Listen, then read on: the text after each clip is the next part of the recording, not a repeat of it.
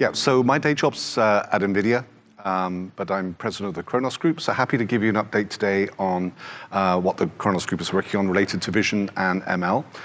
If you haven't come across the Khronos Group before, we are a non-profit open standards consortium. We have around 160 members spread around the world. We're just about to get to our 25th birthday, and we're focused on low-level APIs for vision and parallel compute, 3D, XR, acceleration. And we're open to any company that wants to join and help evolve the standards that we work on. So we have around 20 active standards right now. We have standards that are based on 3D graphics, parallel compute.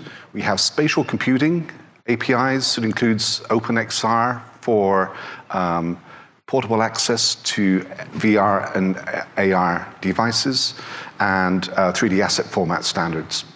And we talked about OpenVX this morning, so this afternoon I'm going to be talking around the Khronos API, which is a new camera API under development.